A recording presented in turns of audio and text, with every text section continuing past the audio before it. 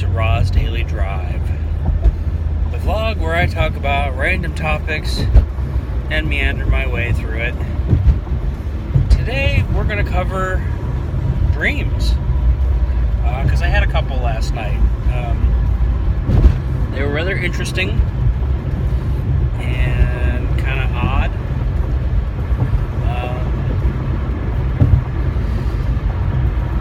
The first one, I would say, is probably not really rated specifically kid-friendly, although there was nothing specifically explicit in my dream. It was a post-apocalyptic Harry Potter setting. Don't ask me how that works, but it did in the dream.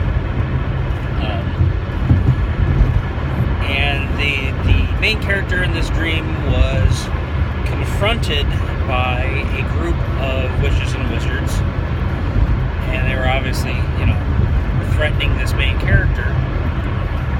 And the main character had kind of like a bundle under his arm, and he's like, well, blah blah blah, I've been working on this wand. And since apparently in this post-apocalyptic world, wands are especially hard to come by, which would probably make sense. Well, without going into over amounts of detail, he convinces this group of witches and wizards that's threatening him to show them, hey, look, I can make this, I can do this thing, I'm not going to try anything, I just do a super light spell, show you it works, boom, we're good. Well, what he pulls out from the bundle under his arm is what I will describe as a very long, bright purple and thin personal massager.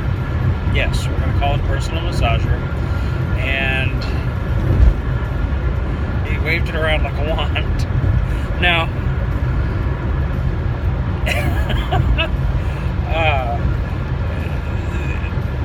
I don't recall really what happened in the dream. I don't know if the dream just ended there or if there was more and I'm just not remembering.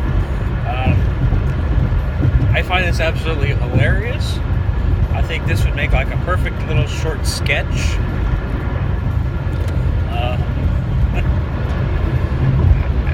I kind of have a curiosity about a post-apocalyptic Harry Potter world now. Certainly, I think that could be an interesting what-if kind of scenario.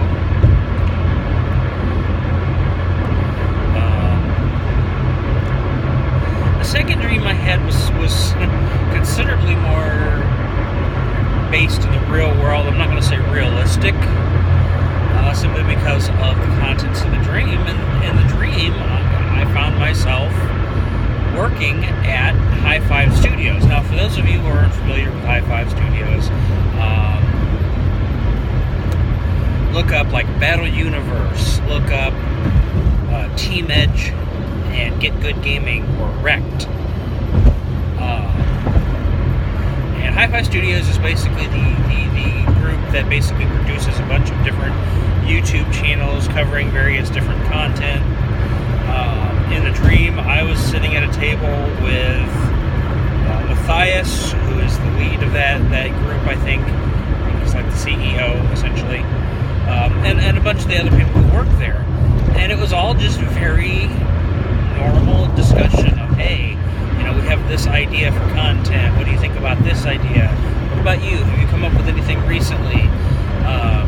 Just very like, hey, we're doing this stuff. Haha, there's laughing, there's joking. It felt very real. It felt very natural.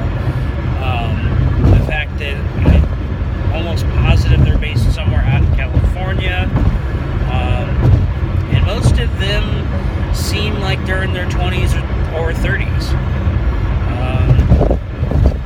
Most of them. I think there's a couple people who are even slightly younger than that. Like they've not quite hit 20 yet. I'm not certain on that, but it could be. I think there's like one person that I've seen who pushes past the 40 barrier on their channel, and if you watch it, it's Chuck.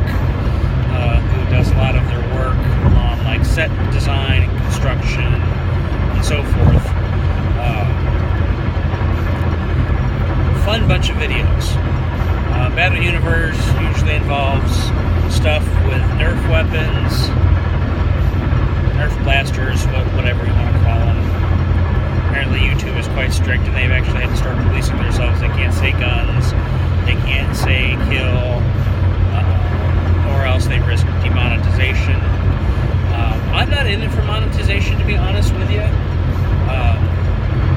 Let's face it, my YouTube channel is probably never going to get 100 subscribers, let alone enough to get monetized, which I think is 1,000.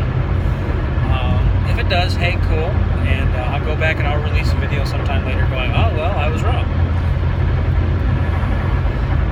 But that said, Get Good Gaming they play various video games, group of 4 of them. It's usually quite amusing, quite funny. There's so much good chemistry with this group of people. You can't help but almost enjoy almost anything they do, honestly. You really look at it and you go, these are likely a bunch of friends. If they're not, they certainly appear to be on screen. And there's always this kind of good, friendly joking back and forth. They'll pick at each other and make fun of each other, and kind of play off of jokes that have been made in the past. And it's a fun set of videos.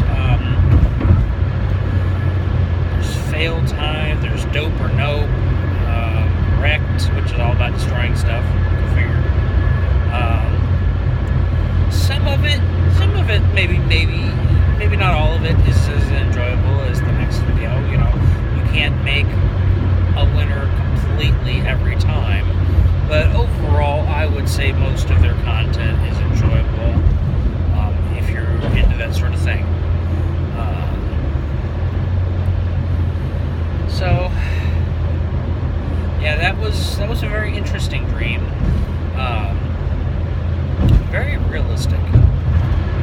Like, I felt like I was, sitting there at a big table, basically, just, sitting around talking ideas and concepts and content. And it probably could slightly be influenced by the fact that, I've been watching, Get Good Gaming, or Battle Universe, or Fail Time, or Dope or Nope, and any of that stuff.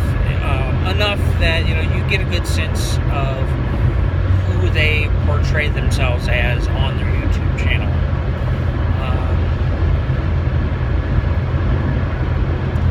And the fact that they do vlogs independently of, the main studio,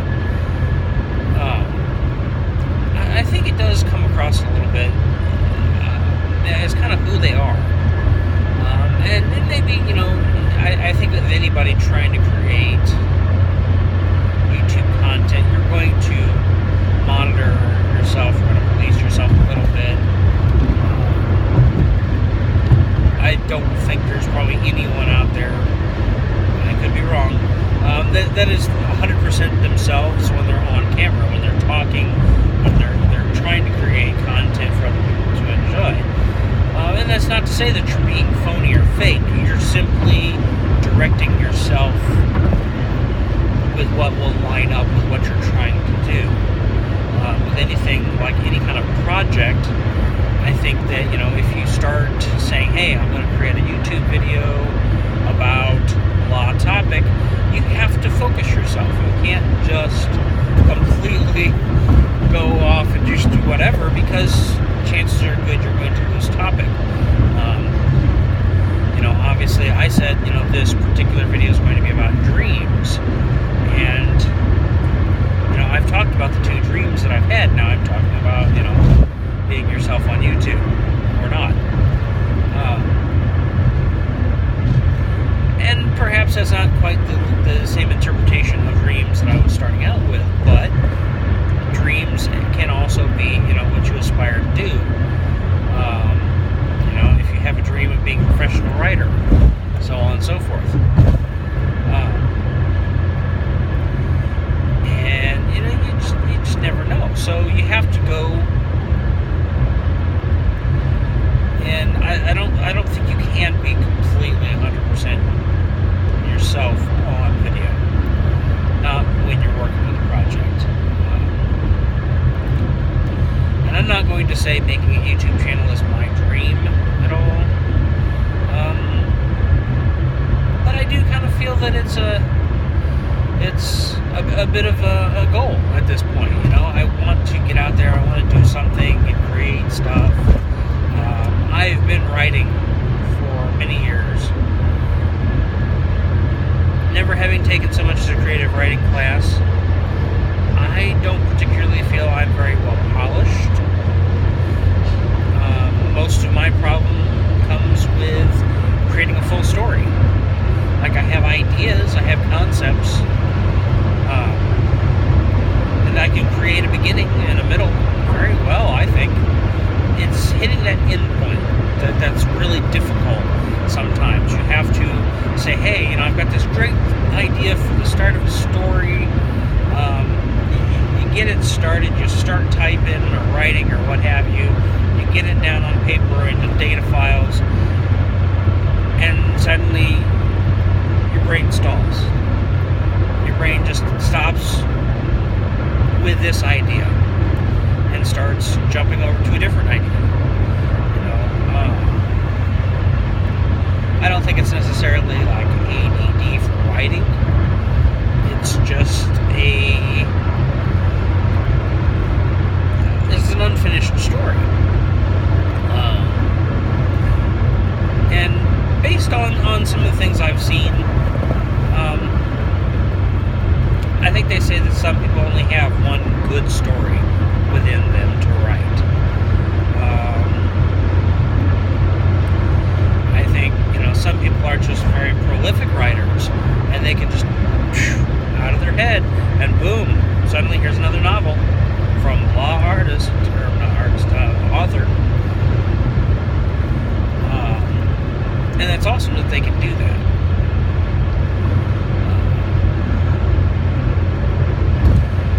I would love to be able to write full-time as a writer.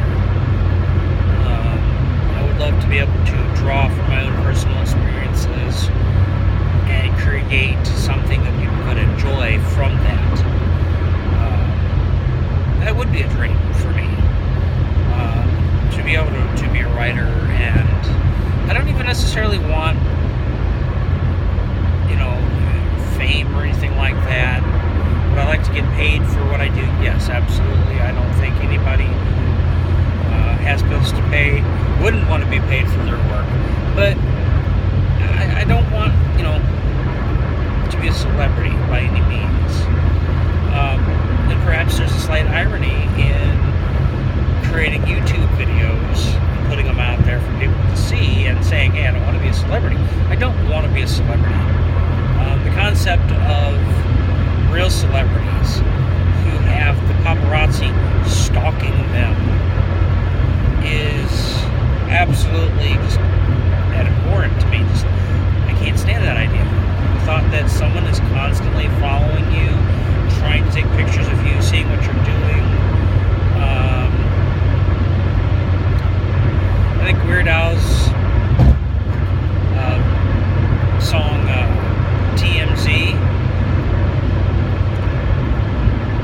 kind of covers that really well. It speaks to the truth of the matter of, no matter what you're doing as a celebrity,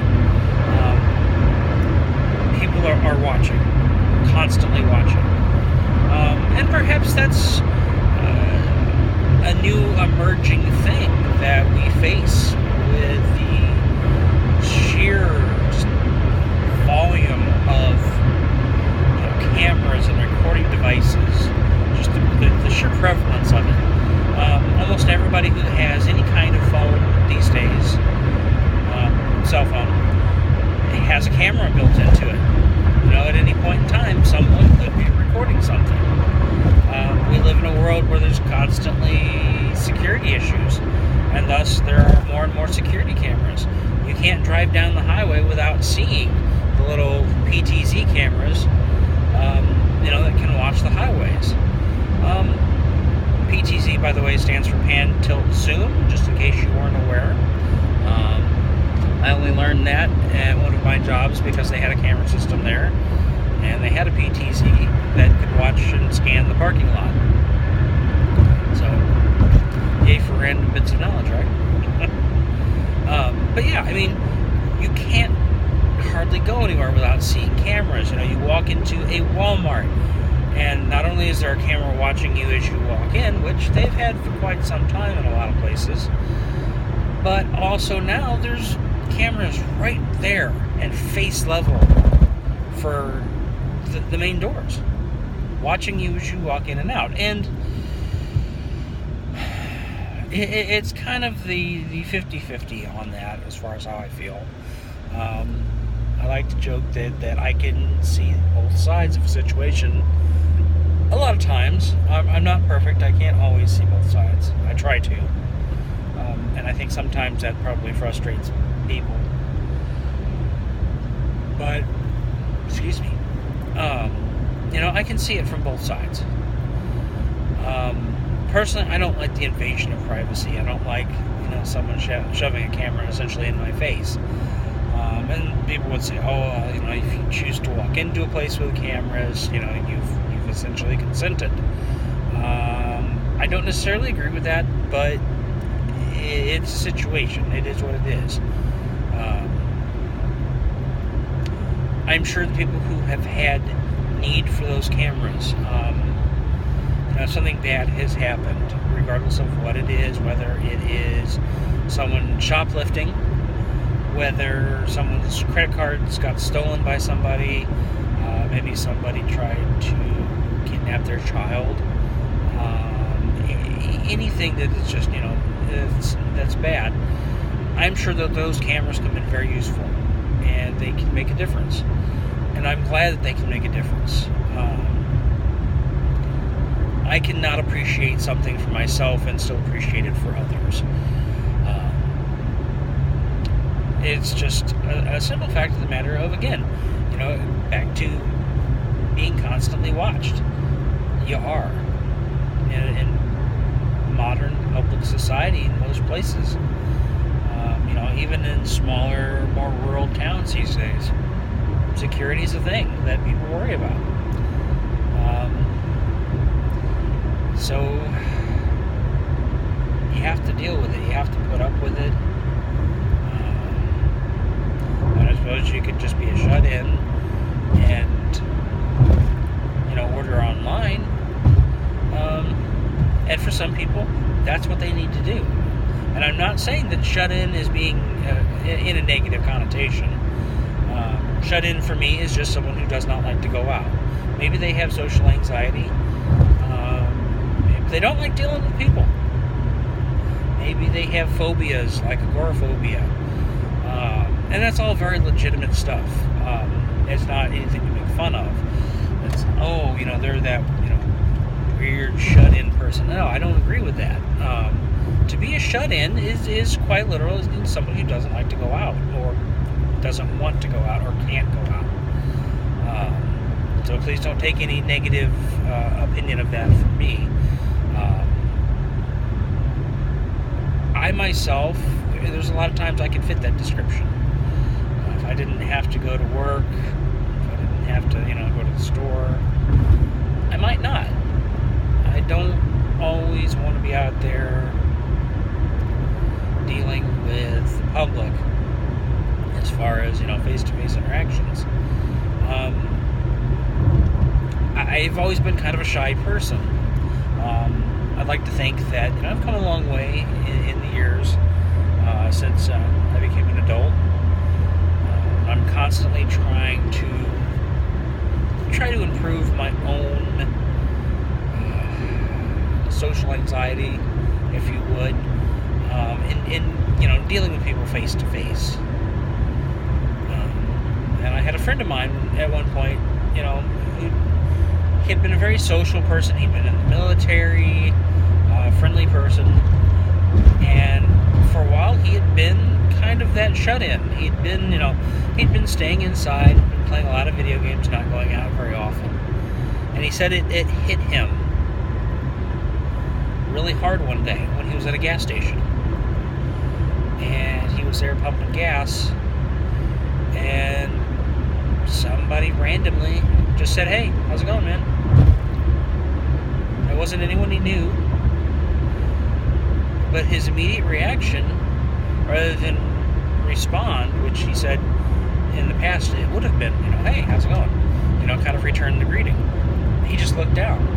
He looked away and did not make any further contact with this person. And it's like, I don't know if it's the video games or just not being out much, but that's not who I consider myself to be.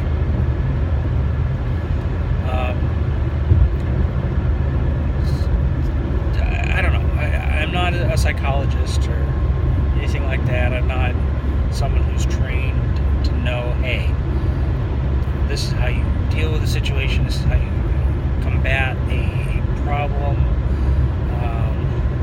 I know from my own experience, what helped me deal with a lot of, shyness, especially, was actually role-playing games. Role-playing games where you can relax from being yourself and be someone else for a while. And that sounds kind of weird, but you can read about it. You can read about actors who are camera shy in the real world, but you get them behind the lens of a movie camera or a TV camera, and suddenly they're this whole other person. And that's because that's partly true, I think, is that they do become that other person. And they get out there and they're free from the constraints and the boundaries of themselves, and they get to portray someone who is not themselves, while still retaining the core of themselves, at heart.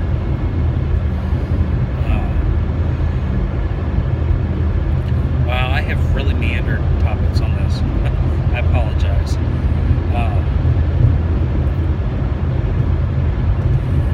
To kind of return to the core of this, of dreams, whether they're dreams that you're having while you're asleep, or daydreams, or dreams insofar as what you want to do.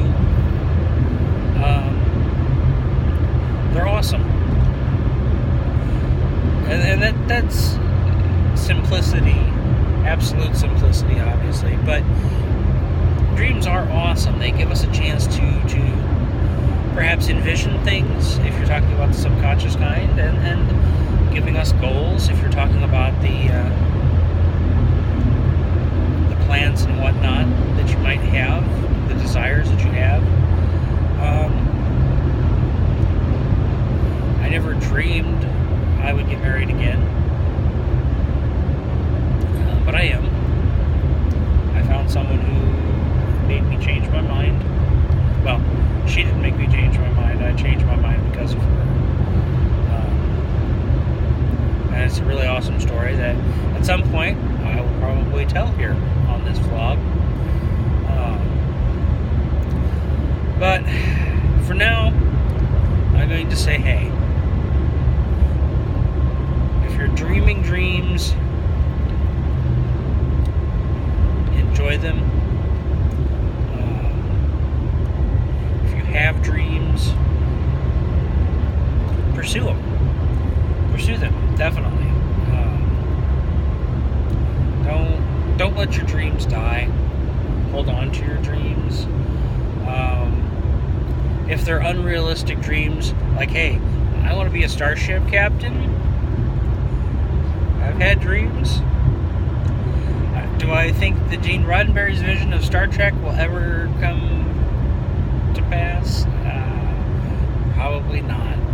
This is humanity we're talking about. And we have a long, long way to go before we get there. Is it possible? I'd like to think so. I'd like to hope. I'd like to be that optimistic in that regard. I don't know. I can't see the future. I may be surprised.